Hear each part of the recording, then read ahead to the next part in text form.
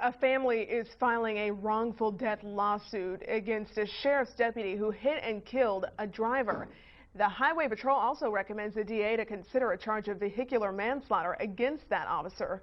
We'll hear from the family, but first, Eyewitness News reporter Carol Ferguson joins us live at the scene where it happened. Carol.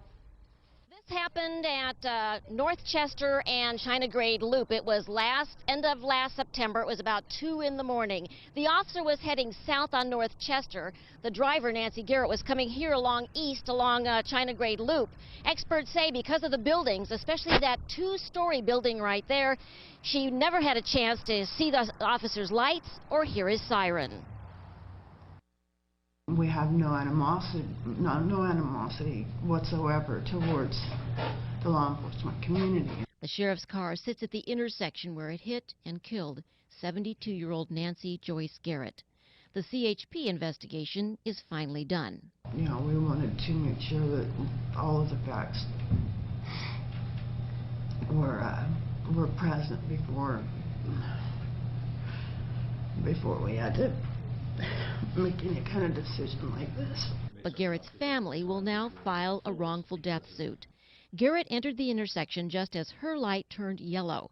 Deputy Nicholas Clerico was headed south. We determined they entered the intersection against a steady red light.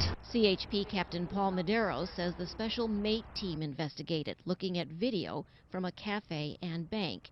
And because of those buildings,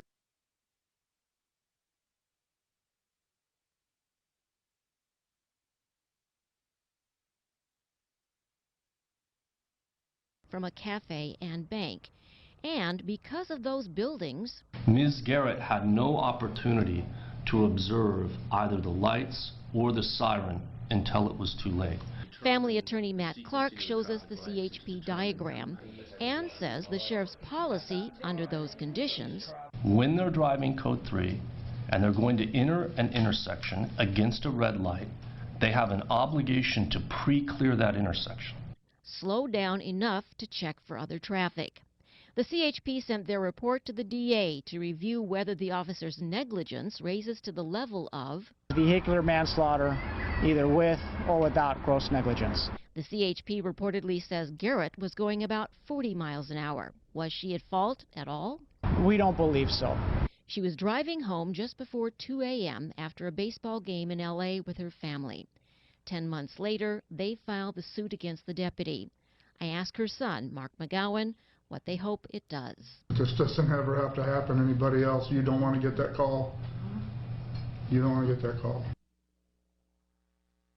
Checked in with the Sheriff's Department. They tell me today they are not making any comments on this case at this point. I also called the DA's office. They tell me they are reviewing the information, the case they got from the Highway Patrol. They could not say when any decision will be made about possible charges. We are live in Oildale. Back to you.